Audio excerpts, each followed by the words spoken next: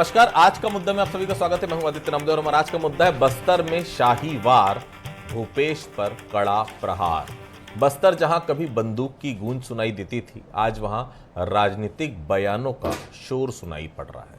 मध्य क्षेत्रीय परिषद की बैठक के बाद केंद्रीय गृह मंत्री अमित शाह ने बड़ा हमला बोला। कहा, नक्सल उन्मूलन में कांग्रेस सरकार ने कोई मदद नहीं की। यानी केंद्र का दावा साफ है कि बस्तर में जो भी बदलाव दिख रहा है वो मोदी सरकार की रणनीति का परिणाम है। लेकिन पूर्व मुख्यमंत्री भूपेश बघेल ने पलटवार में कोई नरमी नहीं दिखाई। उन्होंने साफ तौर पर कहा, अमित शाह झूठ बोल रहे हैं, भाजपा से बड़ा झूठ कोई बोल ही नहीं सकता। हमने बस्तर में कई कैंप खोले, भाजपा ने कांग्रेस से बहुत कुछ सीखा। यानी सवाल अब सिर्फ नक्सलवाद के खात्मे का नहीं है, सवाल इस बात का है कि बस्तर में शांति का असली श्रेय किसे मिले। क्या यह सुरक्षा की सफलता है या फिर चुनाव से पहले सियासत का नया अखाड़ा? क्या कुछ कहा अमित शाह ने, चलिए पहले आपको सुनवाते हैं। 15 दिसंबर 2023 जब छत्तीसगढ़ में भारतीय जनता पार्टी की सरकार श्री विष्णुदेव साय जी के नेतृत्व में बनी, क्योंकि केंद्र में तो मोदी जी की सरकार पहले भी थी, परंतु यहां पर कांग्रेस की सरकार थी। और मैं निसंकोच कहना चाहता हूं, ढेर सारी ऐसी नॉन बीजेपी सरकारों ने नक्सल मुक्त अभियान में हमारा समर्थन किया है, मगर छत्तीसगढ़ की कांग्रेस सरकार ने नक्सल उन्मूलन अभियान में हमारा सहयोग नहीं किया। बस्तर की जनता को भी मैं आगाह करना चाहता हूं कि यही लोग जो माओवादी विचार सरणी से प्रेरित होकर बंदूक लेकर हमारे बस्तर को बर्बाद किए, वो भेष बदल कर आएंगे, बात बदल कर आएंगे, नाम बदल कर आएंगे। किसी के बहकावे में मत आना।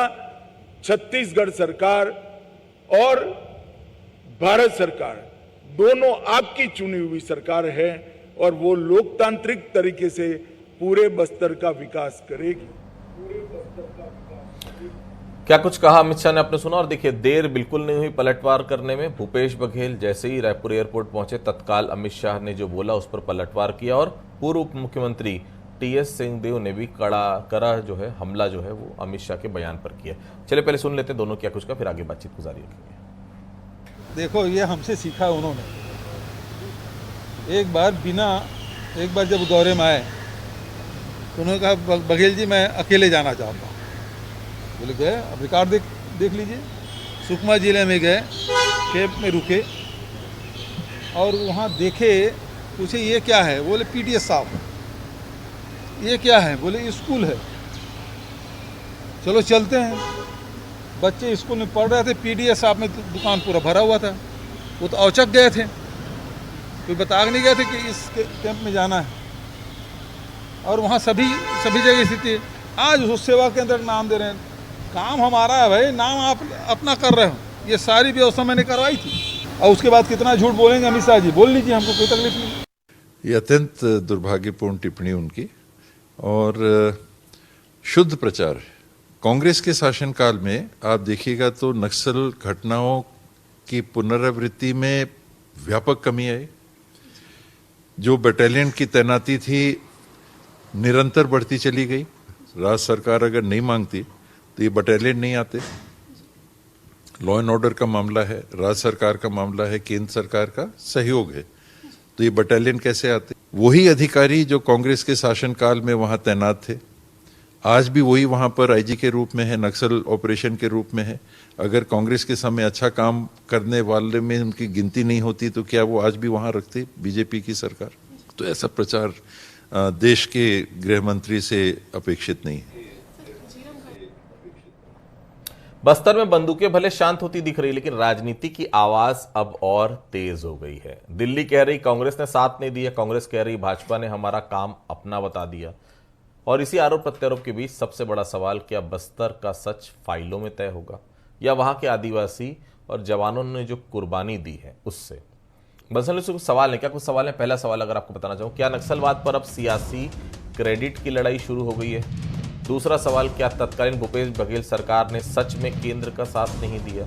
तीसरा सवाल, क्या खात्मे के बाद नक्सलवाद सुरक्षा से ज्यादा अब राजनीतिक मुद्दा बनते जा रहा है? ये 3 सवाल है जो बंसल न्यूज से लगातार उठा रहा है। मेहमानों से मिलवाना चाहूँगा, गंगेश द्विवेदी साहब हैं, वरिष्ठ पत्रकार हैं, बहुत स्वागत करता हूँ। उमेश घोरमंडे साहब हैं, भारतीय जनता पार्टी के नेता प्रवक्ता हैं, बहुत स्वागत करता हूँ। सुरेंद्र वर्मा साहब हैं, कांग्रेस के तेज तर्रार प्रवक्ता हैं, बहुत स्वागत करता हूँ। सबसे पहले द्विवेदी साहब के पास चलता हूँ। द्विवेदी साहब, क्या नक्सलवाद पर अब सुरक्षा से ज्यादा राजनीतिक श्रेय की लड़ाई शुरू होती नजर आ रही बस्तर में आपको? जी, निश्चित तौर पर आपका सवाल बिल्कुल सही है। ये मुझे लगता है कि सांसद में भी ये बात उन्होंने उठाई थी संसद में, और अभी ये छत्तीसगढ़ आकर उन्होंने दूसरी बार ये बात दोहराया है कि पिछली सरकार ने, कांग्रेस सरकार ने उनका कोई साथ नहीं दिया। लेकिन सच्चाई ये है कि देखिए, लगातार पिछले 25-26 साल की अगर समीक्षा करें नक्सलवाद को लेके, तो लगातार नक्सलवाद बढ़ा है। और पहला ब्रेक आया कोरोना काल के समय, कांग्रेस के शासनकाल में।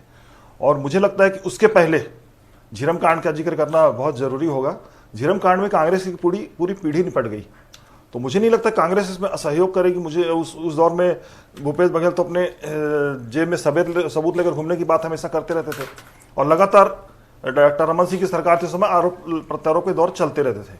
अभी ये बहुत अच्छी बात है कि 2023 से लेकर अभी तक जो 30 मार्च का टारगेट उन्होंने दिया था, और बहुत ही सही अच्छे तरीके से अमित शाह जी ने उसको निभाया, और पूरी तरह से खत्म तो नहीं हुआ नक्सली, लेकिन उनको कुचल के रख दिया है। बस्तर में भी उनका प्रभाव समाप्त हो गया है। इस स्थिति में लाने में का श्रेय निश्चित तौर पर उनको जाता है, और वो मुझे लगता है कि ये मास्टर स्ट्रोक है उनका, और इसको वो अच्छी तरीके से भुनाना चाहते हैं। बस्तर की जनता के बीच संदेश देना चाहते हैं, छत्तीसगढ़ की जनता के बीच संदेश देना चाहते हैं कि जो कुछ किया हम ही ने किया है, और हमें ही आप हमारा ही ध्यान रखिए। मुझे कुछ इस तरह का ये बयान लग रहा है। तो कुछ मिला के राजनीतिक मुद्दा बन चुका है। सुरेंद्र जी, अगर आपकी सरकार ने पूरा सहयोग दिया था तो फिर अमित शाह इतने बड़े आरोप क्यों लगा रहे हैं आपकी सरकार पर? सुरेंद्र जी। आदित्य जी, ये राजनीतिक बयानबाजी है, केवल प्रोपोगेंडा है। असल मुद्दों से ध्यान भटकाने के लिए देश के गृह मंत्री जिन्होंने संविधान का शपथ लिया है, वो इस तरह से झूठे तथ्य गढ़ रहे हैं। मैं आपको उनका 2 बयान कोट करना चाहता हूँ। पहला बयान जो है ये 5 अप्रैल 2021 का है, जो इसी तरह की बैठक में अमित शाह जी छत्तीसगढ़ आए थे, और मैं उनका बयान कोट अनकोट कर रहा हूँ, जिसमें उन्होंने कहा है कि राज्य और केंद्र सरकार के संयुक्त प्रयासों से नक्सलवाद काफ़ी हद तक पीछे ढकेल दिया गया है। नक्सल घटनाओं में 80% तक गिरावट आई है, और अब नक्सलवाद पेकअप मोड पर है।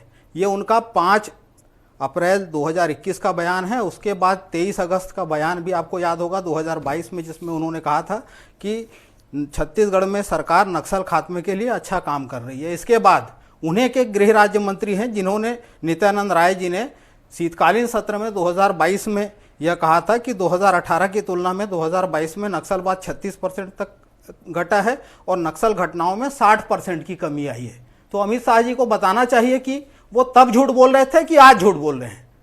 भारतीय जनता पार्टी के नेताओं के द्वारा इसी तरह से लगातार गलत बयानी की जाती है।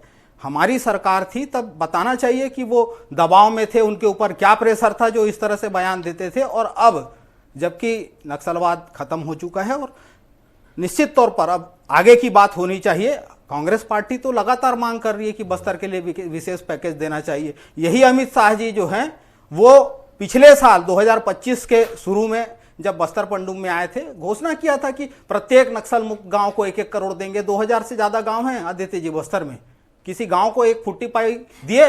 21,000 करोड़ जो नक्सल क्षेत्रों में केंद्रीय बल की तैनाती का पैसा है, वो पाई मांग रहे हैं। बजट में 1 पैसे का भी प्रावधान नहीं है। जो नक्सल हिंसा से पीड़ित परिवार हैं, वो कई बार प्रधानमंत्री से मिलकर आ गए, देश के गृह मंत्री से मिलने चक्कर काट रहे हैं, उनको उचित मुआवजा नहीं मिला है। बस्तर में 2 दिन से हैं महेश कुड़ियाम, जो मध्याह्न भोजन का रसोइया था, जिसको मार के नक्सली बता दिए गए, उसके परिवार से मिल लेते। रामली ओयाम जैसी मासूम बच्ची, नाबालिग बच्ची जो घायल हुई थी, और तमाम जो लोग जो नक्सली थे वो सरकार की योजनाओं पर भरोसा करके मुख्य धारा में लौटे हैं। उनको पुनर्वास योजनाओं का कितना लाभ मिला उसकी समीक्षा कर लेते हैं झूठ बोलने के बजाय। तो इस प्रकार से अपने आप को देश के गृह मंत्री खुद ही कायरता का सर्टिफिकेट दे रहे हैं कि वो दबाव में थे। नक्सलवाद देश की आंतरिक सुरक्षा के लिए सबसे बड़ा खतरा है।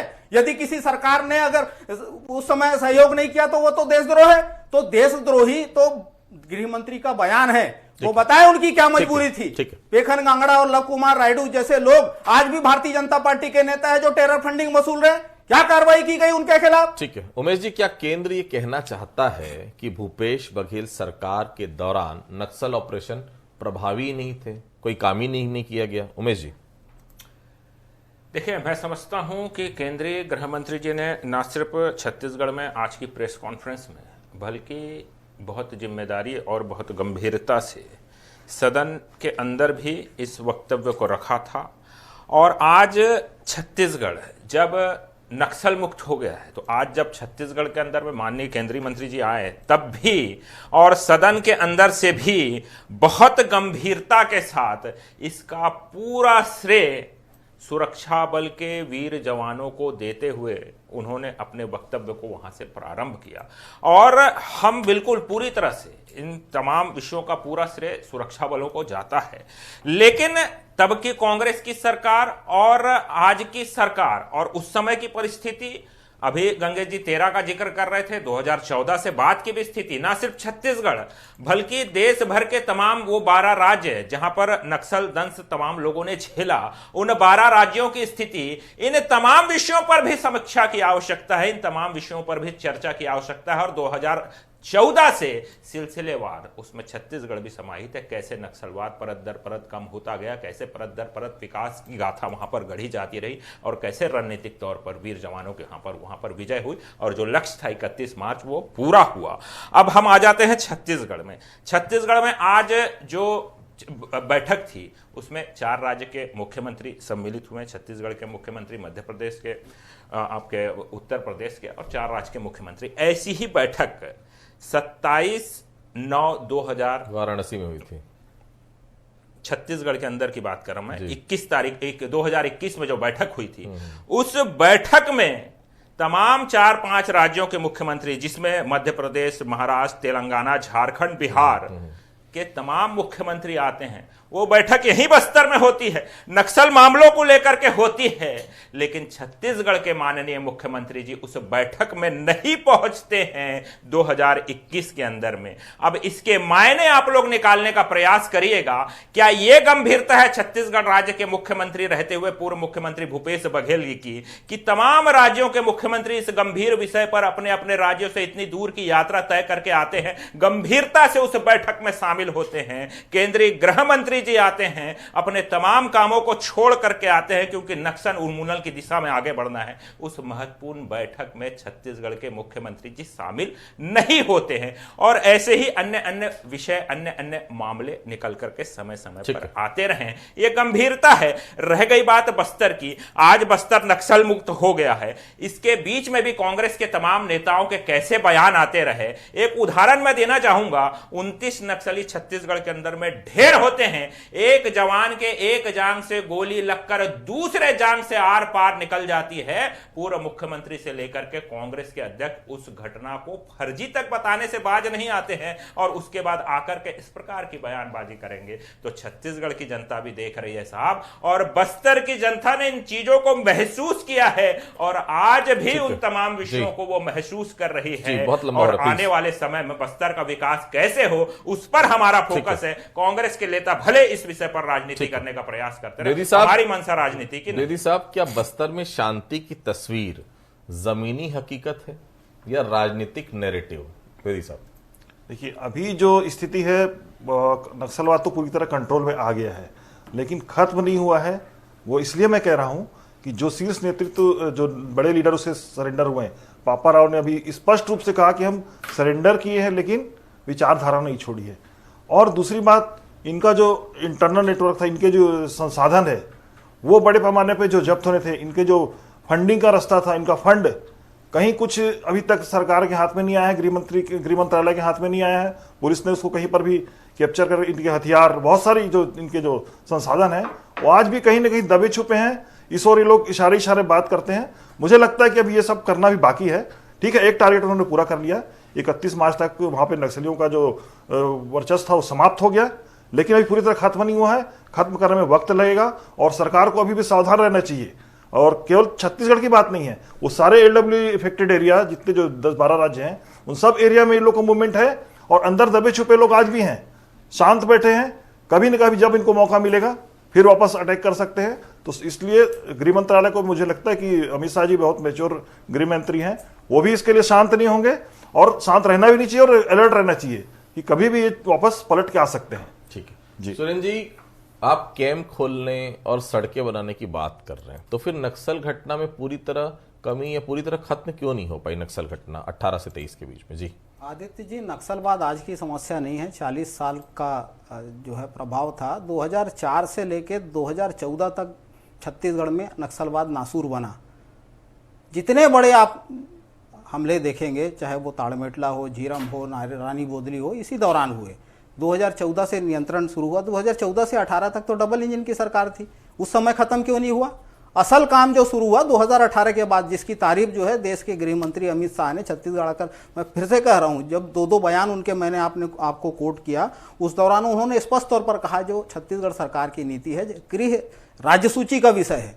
यूनिफाइड कमांड के अध्यक्ष जो होते हैं राज्य के मुख्यमंत्री होते हैं। विकास, विश्वास और सुरक्षा को लेकर जो वहां की स्थानीय जनता का विश्वास जीता, दुर्गा और दंतेश्वरी जैसे महिला बटालियन बनाए, स्थानीय लोगों को डीआरजी में भर्ती किए, 6 के स्थान पर 67 वनोपज खरीदी शुरू हुई, 7.5 लाख से ज्यादा वन अधिकार पट्टे बांटे गए। तो ये विश्वास जीतने का काम कांग्रेस की सरकार में हुआ, जिसका सुखद परिणाम है।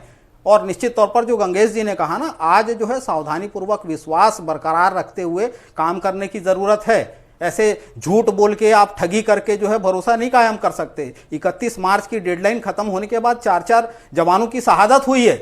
तो अभी यह कहना कि सब कुछ सही हो गया है, ये असल में जो है इनका फोकस कारपोरेट की लूट पर है। एनएमडीसी का नगर नार आज देख लीजिए, व्यापम की साइड में है, दीपम की साइड में है। जिस प्रकार से वहां पर सबरी नदी है, आरसेलर मित्तल को सौंप दिया गया है। बीजापुर में जंगल कटाई चल रही है।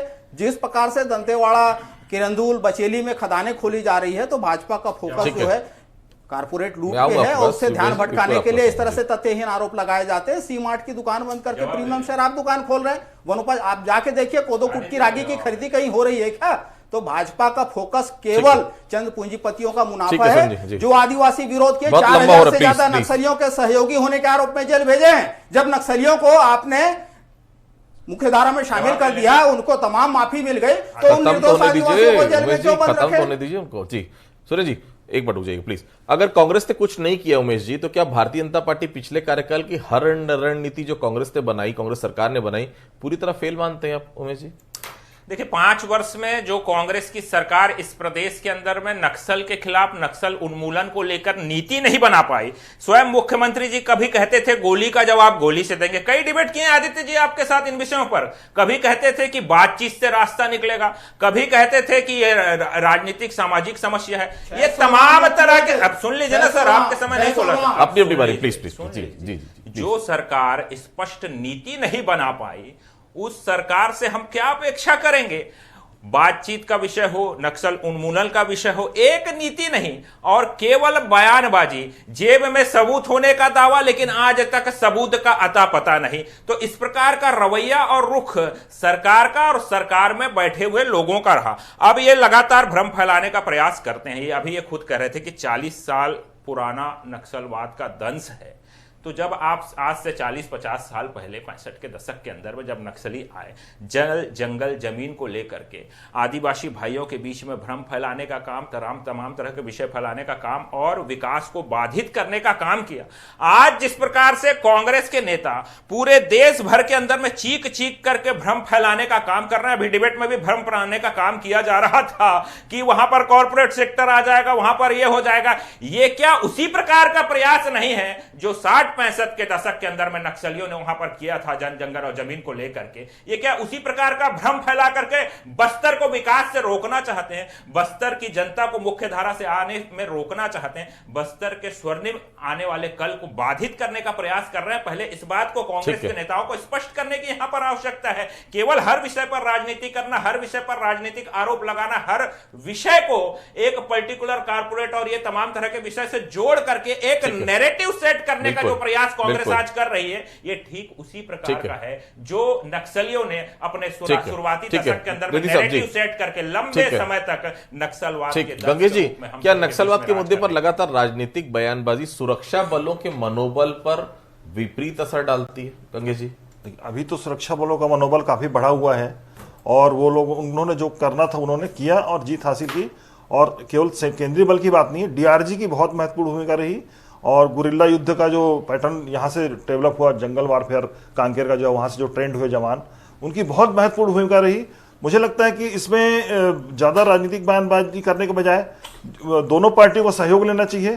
कांग्रेस भी अभी विपक्षी भूमिका है, विपक्ष और उन्होंने भी दंश झेला है, ऐसा नहीं कि उनके लिए कोई अच्छा विषय था। मुझे लगता है इसमें दोनों पार्टी को सहयोग से लेकर काम करना चाहिए बजाय राजनीतिक आरोप प्रत्यारोप के। अभी भी ग्राउंड में बहुत सारी चीजें करनी बाकी है, अभी भी नक्सलियों की जड़ें पूरी तरह खत्म नहीं हुई हैं।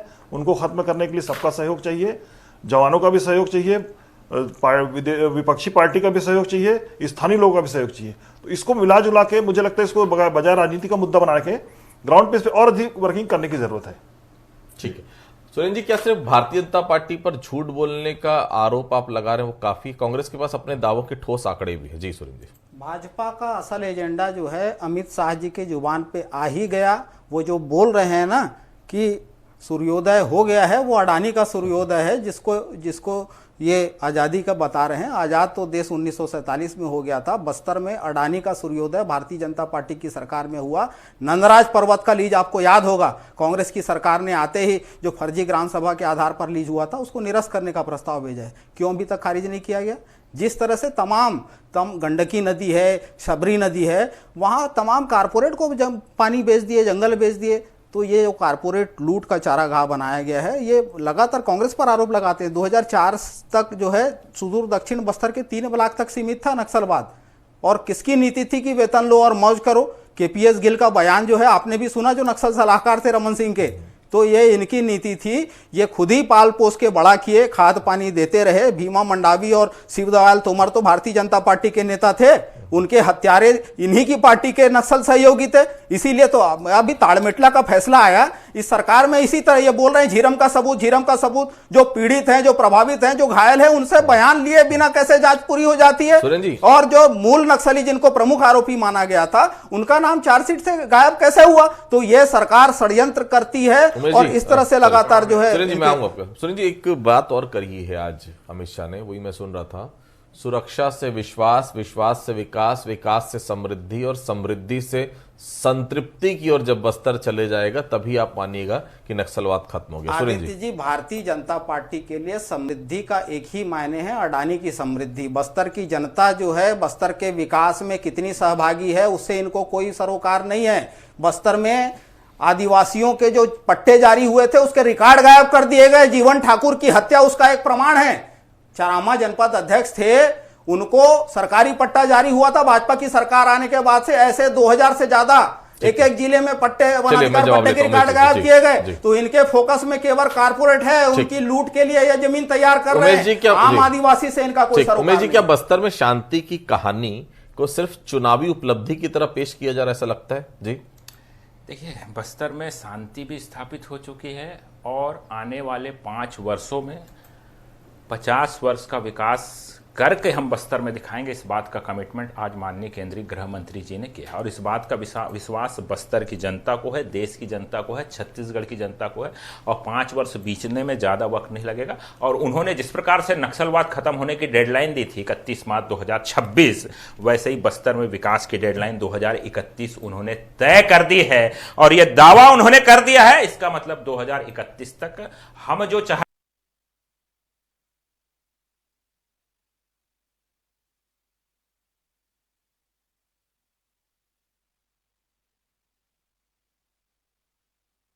जब नारे लगते हैं कितने हिड़मा मारोगे, हर घर से हिड़मा निकलेगा, उसको राहुल गांधी जी क्यों शेयर करते हैं?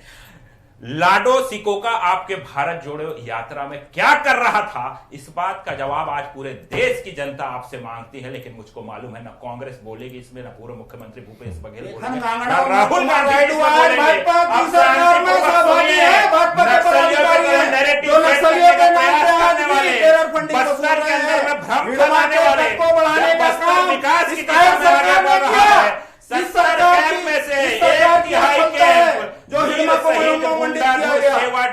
भारतीय जनता पार्टी की सरकार षड्यंत्र कर रही है। नक्सलवाद को भाई बहन के बड़ा करने का पाप भाजपा की सरकारों ने किया। कांग्रेस के पेट में भारतीय जनता पार्टी की सरकार होती है। अरे क्यों ये वीडियो अडानी की गुलाम सरकार है, जिसकी पूरी नियत बस्तर के संसाधनों पर है।